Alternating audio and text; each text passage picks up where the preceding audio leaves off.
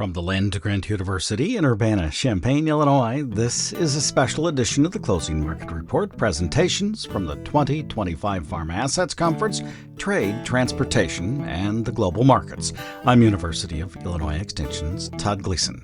Today we're diving into the complex world of global grain markets and the critical infrastructure that keeps them moving. Joining us are Collin from the Illinois Corn Growers Association and Mark Wilson, a farmer and chairman of the U.S. Grains and BioProducts Council. We'll explore the bright spots in corn exports and the vital role of the Mississippi River Basin and rail networks in transporting these assets, from the aging lock and dam systems in Illinois to the rising global demand for ethanol. We'll begin our discussion by asking Mark and Collin to introduce themselves. So my name is Collin Waters. I'm the Director of Exports and Logistics here at Illinois Corn. So our offices are just a few steps down the hall. So my role is primarily working in export market development. I work really closely with the folks at the U.S. Grains and BioProducts Council. And right now I would say that the exports of corn and corn products are probably one of the few bright spots that we have right now in the market. So hopefully we can keep pushing that. Yeah, my name is Mark Wilson. I'm a farmer up in Stark County, Illinois. I raise corn, soybeans, and custom raise some hogs. I'm chairman of the U.S. Grains and BioProducts Council for this year. And U.S. Grains and BioProducts represents corn, barley, sorghum, ethanol, and DDGs. And in everything except sorghum, we're seeing record exports this year. Let's start on the transportation side. This is one of the areas that you specialize in, Collin. Transportation in the United States for grains. Can you talk about the systems that are assets to Illinois, whether they be rail or truck, or of course our Mississippi River Basin? Illinois is situated in a really special place in the United States. To be perfectly honest, there's a lot of farmers outside of Illinois that would love to be able to access the freight networks that we have available to us. So the fact that Chicago's the kind of the center hub for the U.S. in terms of rail, we have every Class 1 railroad, and oftentimes some of those rail lines will parallel too, so there's some competition amongst the railroads. For the gentleman that was talking about out in Montana, I lived out there for a while. You have one option, on the BNSF, and if the BNSF wants X dollars, you pay it, and that ultimately will come out of the farmer's pocket. But I think the real asset, the real difference maker for folks in Illinois is the waterway system. It's an incredibly efficient system, and although we believe that it could be far more efficient, it certainly is. It's a huge benefit, and you can see that in basis numbers just over time. So. Actually, my colleague Jim Tarman, who's sitting in the back there, has been working on lock and dam infrastructure for the past 30 years, Jim. He's gotten a little bit done, but he's still got some more work to do. Another 30 years, Jim, and I think you'll get it done. But the trouble with the waterways is, you have high water, you have low water. There's some seasonality built into that, but it's a huge benefit for farmers. Hey, Jim, can you come forward for just a second and talk about the things that still need to be done or what's on the list, possibly? Or do you want Collin to do it? Because that was my next question. I was going to follow up with him on what efficiencies do we not have that you think we should have in the system, in the waterway system? What do we have left to build out? And I'll bring a microphone to you so that you don't have to walk all the way up. Jim, of course, is with the Illinois Corn Growers Association. Our system that we've been working on for, as Collin mentioned, for some 30, 35 years. The locks and dams on the system were built in the 30s and 40s, and by golly, they've outlived they were only expected to last like 50 years. Most of the locks and dams in the system now are 75 years plus. On one hand, I'll commend the U.S. Army Corps of Engineers, who's in charge of keeping them operational and as efficient as they can, has done a good job. But also, on the other hand, I could criticize them for not keeping up and not pushing forward and not staying focused on the areas of need. Back in 2002, I think, our focus began on a program called NESP, the Navigation and Ecosystem Sustainability Program, which in essence was where the real bottleneck was within the upper Mississippi River system.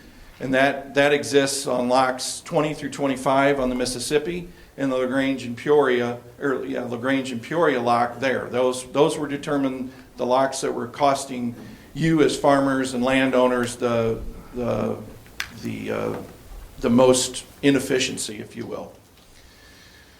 So fast forward, we got authorization and approval for those locks and dams, but and we said, yay, hey, we've got this. We're just about there. Well, authorization does not provide you funding, and then we started down the path of funding, and up until the FY 2022, when we finally pushed the ball over the hill and received IIJA funding for the first NESP lock, if you will, Lock 25, which is in Winfield, Missouri. We received 700, at the time, we not only received partial, we thought we were only going to get partial funding, but we received $732 million that was supposed to complete it from start to finish. And again, we said, yay, we finally are going to start improving our system until the Corps went back doing one of their reevaluations of how much it's actually going to cost. And now that cost is now $2.2 billion.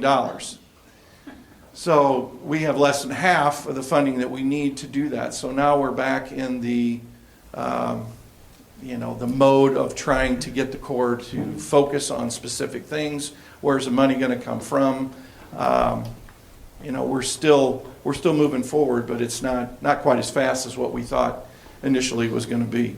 And then improvement in efficiency is doubling the length of the locks? Yes, they are. I'm sorry, I just From assume 600 to everybody 1200 understands it like I have for the last 30 years. So those locks that I mentioned, they're all 600-foot locks. Back in the 30s and 40s, everybody, during the New Deal, everybody probably thought, man, what a boondoggle this is, because we were steam-powered paddle wheel pushing through 600-foot locks. I mean, they were way too big. Well, a modern tow now is 1,200 foot, and so a double lockage generally takes, give or take, 2 to 2.5 hours. So anyway, what's being proposed through NESP is 1,200 foot locks at those locations I mentioned, and depending on how much traffic's around there, that'll cut that down to a half an hour or less for them to transit through those locks and dams. Thank you very much, Jim, and thank you. I appreciate you taking some time. Jim Tarman is with the Illinois Corn Growers Association. If you drive through Peoria on Interstate 474, and my mother-in-law is from the other side of Peoria from here, and so I go by this all the time. Jim, you'll have to help me. Is the crane that lifts the dam steam-powered there? Do you remember? It used to be. Used to be. Until about 8 to 10 years ago. Yeah. So this is one of the unique things about that dam in Peoria. If you go by, sometimes when the river's high, the dam is down. It's actually a folding dam, and you'll see a little steam-powered, what was a steam-powered crane that will reach down. It's got a hook on it and pull pickets up one at a time to close that dam up when things are low, and they can then lock through the area. It's just extraordinary, the kind of things that have happened over the centuries, I suppose, that allows corn and other products, soybeans, to go downriver, coal and hydrous ammonia to come upriver, other things, fertilizer as well. So, Mark, let's talk a little bit about what demand is. What do you think, from the U.S. Grains Council, is the best option for future demand for corn outside of the United States at this time? Well, ethanol, by far ethanol. I just talked with the head of POET, Doug Bervin, and he's more excited now than he's ever been with ethanol. He said before RFS 1, 2, he said he's more excited now with the potential for ethanol. And a lot of that is due to all the countries around the world adopting 10%, 15%. India's going to 20% ethanol in their fuels. The big one nobody's talking about, which could be huge, is maritime fuels. Maersk, which is the #2 shipping company, uses 6 billion gallons a year. They're doing a test right now with a engine that will do half methanol, half ethanol. And there's a lot of talk that they're wanting to get out of this bunker crude, which is dirty, just black, smoky fuel, to get that out. And so that could be a huge market, because that's #2. And that's not all the market. So there's a lot going on with that. Cooking fuel, India, if they adopt, because right now they're using dung cakes and sticks and coal to cook with in a lot of the villages. If they adopt clean burning ethanol cook stoves, which we've done studies and done some pilots with them, if they adopt 1% of the people cooking the other way, ethanol cook stoves, that's 40 million gallons right there. 40 million gallons for 1%. And if we can get 10%, that's 400 million gallons. So there's a lot of this going on all over. Corn, like I said, corn, we're at record levels on exports. We're already above last year's, already this year. Mexico's just been huge. They're just continuing to increase their production down there, and that's going up every year. I know we talked about whether you hate Trump, love Trump, doesn't matter. There's 35 countries that we have agreements, frameworks, executive orders, whatever, done with. And in the past, when we did trade agreements, it took 2 to 7 years to get a trade agreement. These have been done in 2 to 5 months. The only problem is these are executive orders, and anybody can come in. Trump himself can change them. But right now, we're seeing a lot of excitement out there. This is more excitement than we've had in decades to trade, to getting out there and making deals, making things happen, and we're seeing that. Are you concerned at all that these are simply executive orders and that a change in administration will mean that they simply won't be enforced, even if they're not rejected? It depends on how well they work. I mean, you look at the steel tariffs, they were put on by Trump. Biden extended them and made them stronger.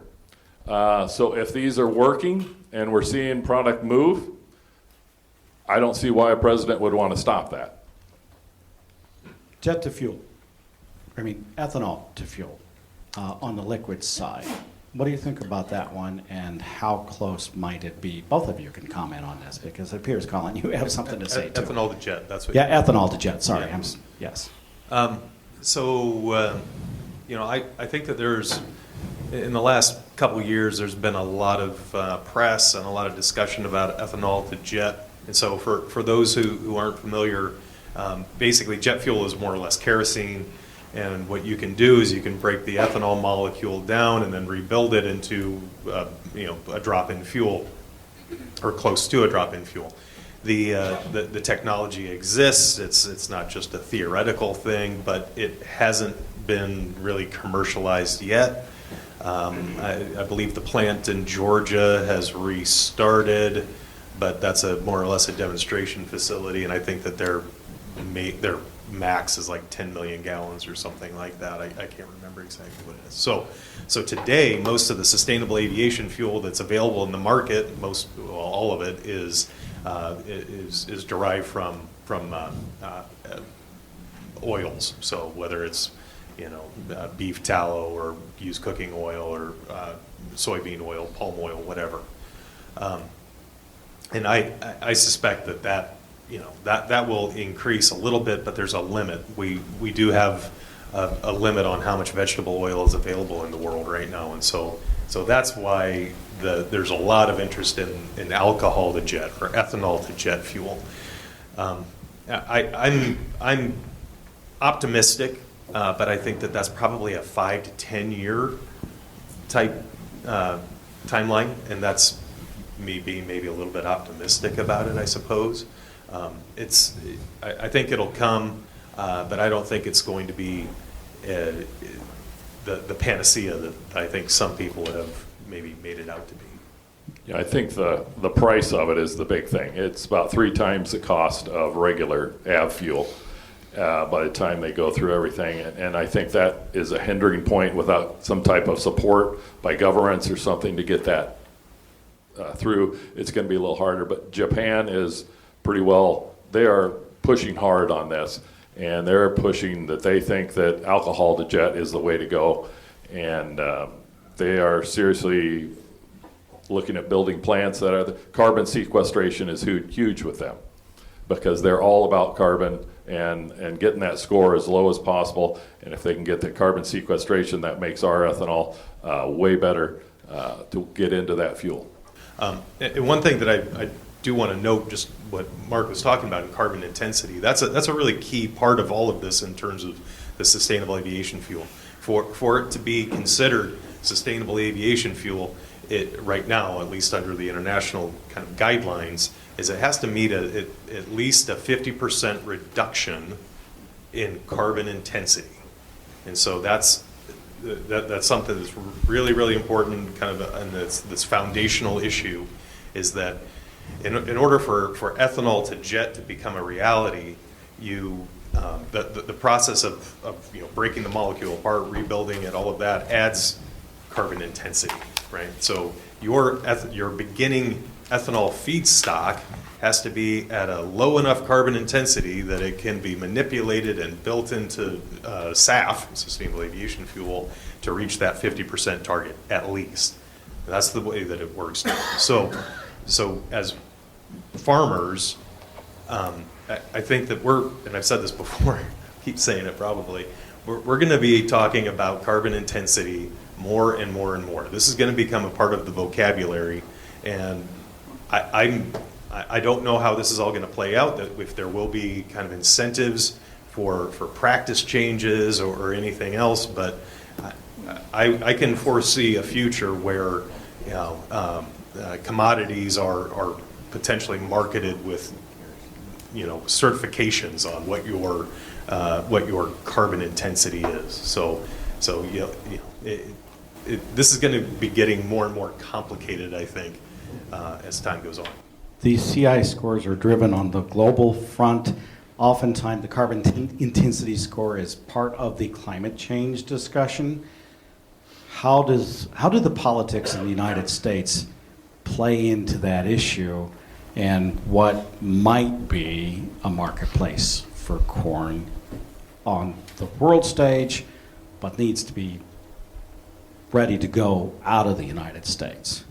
Well, I guess from what I've seen in conversations that I've had with folks from really all over the world, most everyone else is continuing in a push to decarbonize their energy sectors.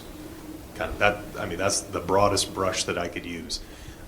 Even in the United States right now, where the current administration is kind of dialing back on some of the measures, whether it's the CAFE NHTSA standards and I'm sorry, that's your fuel efficiency standards that new vehicles are required to meet.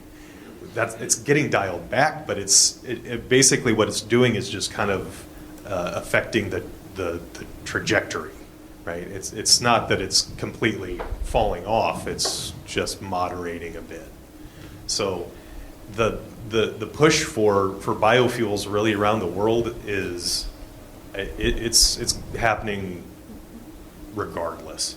Mark had mentioned the push for E20 blending in India. Well, that has more to do with air quality issues, and to be perfectly honest, I think it has a lot more to do with local economic development. Half the population in India is involved with farming. We know how important biofuels are to the farm economy here. It's the same thing in India, right? The Japanese have made commitments through the Paris Accord or other, but they're also looking at their refining industry on a real steep decline. So they're trying to innovate and make their kind of rejuvenate their refining sector to prop that up. So there's other reasons, I guess, for countries pursuing biofuel policies outside of just purely, climate stuff. And I'd say the other thing is ethanol is the cheapest source of octane out there. So if they want to add octane, they can make their gas cheaper. They add ethanol to it, and that makes, Japan's looking at, we keep talking about Japan, but that's a huge market. They're going to E10 in their gasoline, and when they get to E10, which they say by 2030 they'll be E10, that's a 1 billion gallon market. Right now we're shipping 100 million gallons over there. That's a billion gallon market with a B. And they will probably source 85% of that from the U.S. Because they don't want to put all their eggs in one basket. They want to diversify a little bit, but they are great trading partners. They like dealing with us. They have a goal of 10% SAF by 2030, and I think everybody knows they're not going to be able to make that. That's just too big of a jump, but they are on a path to get that done, to work through that. So the other countries are still continuing to move forward on things, and they know that presidency is in the U.S., it's only a 4-year term, so they're not going to stop everything for that. Mark, what is the U.S. Grains and BioProducts Council doing on the front of the other grains, sorghum and wheat? And I'm asking this question because it sure would be nice if Kansas and the Dakotas planted more wheat acres and or more sorghum acres and fewer corn acres, so that that could be an Illinois-Iowa thing. I don't have anything to do with wheat. That's the wheat growers. I don't mess with them. We have sorghum, and sorghum took a huge hit. 85% of all sorghum exported went to China. 65% of all sorghum grown in the U.S. went to China. They bought nothing last year. We need wheat and sorghum not to be a feedstock in the United States because it's so located so much closer to the feedlots. Any final words from the two of you? I would just say, as a former wheat and barley guy, the best thing that you can do to help those wheat and barley farmers is drink more beer and eat more bread. So it's 5 o'clock somewhere, I'd say. No barley, no beer. That's what my daughter worked for Anheuser-Busch for a while, and that's what they say in the Dakotas. Give them a nice round of applause. Thank you very much. Mark Wilson and Collin Waters, take a few minutes. I'll call you back. You've been listening to the Trade, Transportation, and Global Markets presentation from the Farm Assets Conference with Mark Wilson and Collin Waters on this edition of the Closing Market Report that came to you from Illinois Public Media.